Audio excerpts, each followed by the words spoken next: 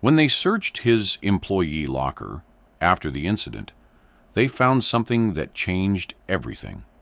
Not drugs, not stolen merchandise, not any of the things the store manager expected when corporate demanded the inspection. Inside Daniel Morrison's locker at Save Mart in Jacksonville, Florida, tucked behind his spare uniform and lunch containers, was a Medal of Honor in a simple wooden case, a faded photograph of a younger man in marine dress blues, and a handwritten letter from the Secretary of Defense. The 58-year-old overnight stock clerk who'd been stacking cans and sweeping floors for 4 years had one of the nation's highest military decorations collecting dust in a grocery store locker. And the reason they found it wasn't because Daniel wanted recognition. It was because 3 armed robbers had chosen the wrong night to hit Save Mart's register, and the security footage raised questions nobody had thought to ask in 4 years. Welcome to Life Stories Archive, where America's most decorated heroes sometimes work the night shift. Daniel Morrison worked the overnight shift at Save Mart on Atlantic Boulevard, 10 p.m. to 6 a.m., stocking shelves when the store was closed to customers. It was quiet work, solitary work, the kind of job where you could exist in your own head for 8 hours without much human interaction. He'd been hired in 2019, part of a program that gave preference to veterans. His resume listed U.S. Marine Corps, 1985 to 2008, honorable discharge, and not much else. The hiring manager, appreciating the military service, didn't push for details. Daniel was reliable, punctual, and did his work without complaint. His co-workers on the overnight crew, mostly younger guys working second jobs or trying to make rent, knew him as quiet but friendly. He'd help lift heavy boxes, cover shifts when someone was sick, and kept to himself during breaks. "Morning, Dan," they'd say as shifts changed. "Morning," he'd reply, clocking out and heading to his modest apartment 3 miles away. Nobody asked about his past. In overnight retail, most people were there because life had taken unexpected turns. You didn't pry. Daniel's routine was consistent. Arrive at 9:45 p.m., change into his work uniform, stock shelves according to the manifest. Canned goods Monday and Wednesday, dry goods Tuesday and Thursday, frozen section Friday and Saturday. He moved with efficiency that came from decades of following procedures. Every product faced forward, labels aligned, older stock rotated to the front. The precision was almost military, which made sense if anyone had thought about it. But nobody did. In retail, you're invisible once you prove you're competent. Managers stop checking your work, co-workers accept your presence as furniture, and customers never see you because you work when they sleep. The store manager, Tom Brennan, considered Daniel one of his best employees. Guy never calls in sick, never complains, just does the work. Wish I had 10 more like him. What Brennan didn't know was that Daniel's careful shelf stocking habits came from 2 decades of mission discipline. That his awareness of the store layout, emergency exits, and sight lines wasn't just good work ethic, it was tactical assessment running on autopilot. The incident happened on October 14th at 2:17 a.m. Daniel was restocking the cereal aisle when he heard the crash, the sound of the store's loading dock door being forced open. Not an accident, deliberate. 3 men entered through the loading area, faces covered, 2 carrying firearms. They'd timed it well. The overnight manager was in the office, the rest of the crew scattered across the 40,000-square-foot store. Standard robbery protocol for employees was clear. Don't resist. Don't be a hero. Let them take what they want. Corporate policy stated that no amount of merchandise was worth employee safety. Daniel heard them moving toward the front office where the safe was located. Heard one of them threaten the night manager, "Open it or I start shooting." Every security expert will tell you the same thing. Comply, survive, let insurance handle the rest. That's what trained professionals recommend. But Daniel Morrison wasn't thinking about corporate policy. He was thinking about the night manager, Teresa Gonzalez, a single mother with 2 kids who'd shown him photos just hours earlier. About Miguel, the 22-year-old stockroom worker saving for college.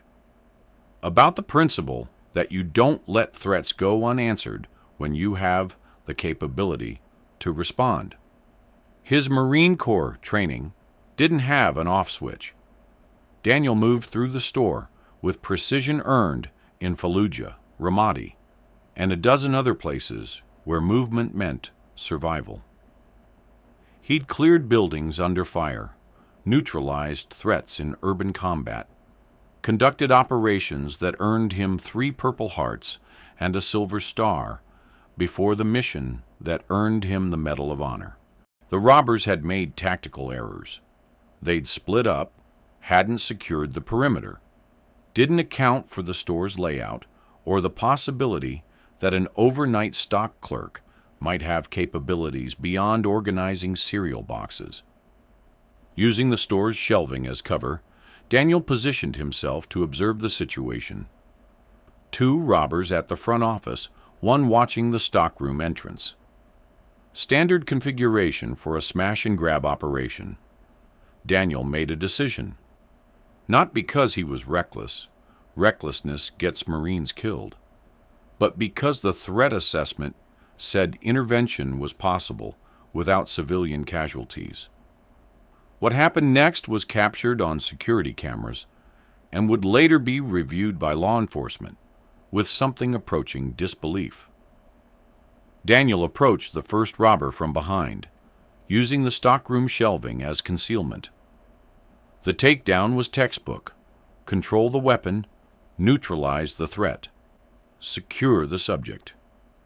The robber was on the ground, disarmed, and zip-tied with plastic restraints Daniel had taken from the stockroom in under 8 seconds. The sound of the scuffle alerted the other 2. They turned from the office, weapons raised, just in time to see a 58-year-old stock clerk moving with the fluid precision of someone for whom combat wasn't a game or a movie, it was muscle memory. The second robber fired once, missing wide. Daniel had already closed the distance, using store fixtures as cover, applying techniques taught at Marine Corps martial arts program, but refined through actual combat experience. 30 seconds later, 3 robbers were secured, disarmed, and waiting for police. 0 shots fired by Daniel, 0 civilian casualties, 0 collateral damage. Teresa, the night manager, stared from the office doorway. "Dan, what? Who are you?" Police arrived within minutes, responding to the silent alarm. What they found defied every expectation.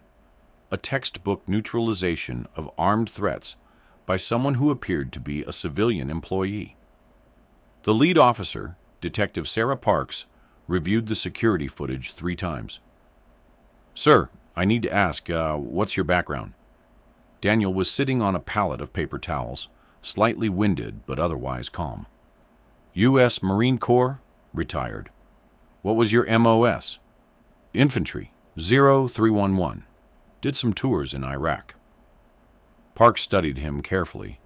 People didn't move like that from basic infantry training. "Sir, with respect, I've seen combat veterans." "You're something else."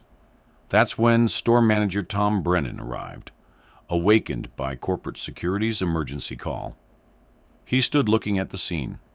3 suspects in custody, no casualties. His overnight stock clerk sitting calmly, like he'd just finished another routine shift. Dan, I've employed you for 4 years. Why didn't you tell me you were military? Daniel shrugged. You needed a stock clerk, not a war story. It was Detective Parks who made the connection. Something about Daniel's bearing, his age, the time frame of his service. She pulled up a database on her phone. Medal of Honor recipients, 2000 to 2010.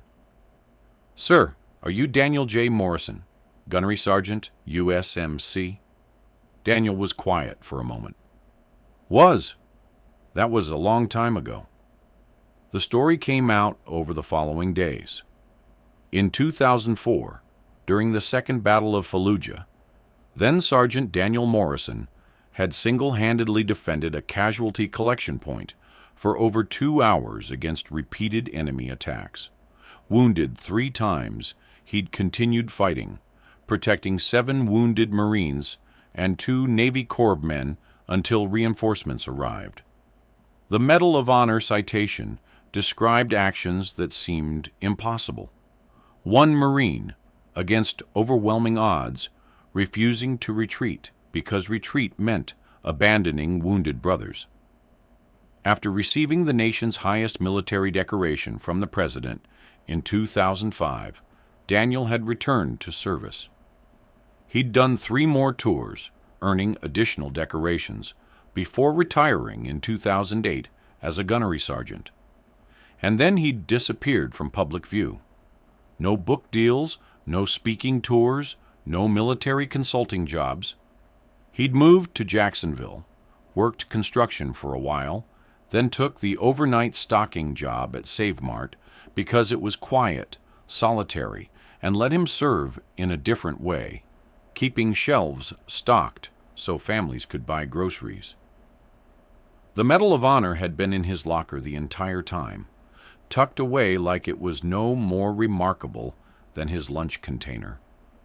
Save Mart offered Daniel a security director position with triple his current salary. He declined. The Pentagon wanted him for veteran outreach programs. He politely refused. News organizations requested interviews. He didn't respond.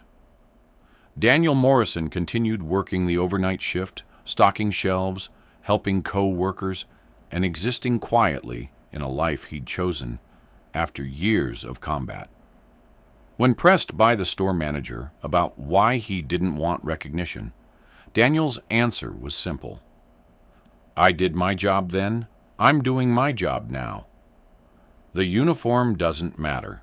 The service does. His co-workers treat him differently now. More respect, more curiosity, more questions about his past that he deflects with practiced ease. But the work remains the same. Cans stacked, labels faced, shelves full. Sometimes, America's greatest heroes don't want parades or recognition. They want honest work, quiet lives, and the satisfaction of knowing they served when called. The medal in the locker isn't about glory. It's a reminder of brothers who didn't come home, of missions completed, of a chapter closed, but never forgotten. Have you ever discovered that someone working a modest job had an extraordinary past they never mentioned? Share their story in the comments, because heroism doesn't retire. It just changes uniforms and continues serving in ways we rarely notice. If this story reminded you that heroes work everywhere, subscribe to Life Stories Archive. Every quiet warrior deserves recognition for choosing service over recognition.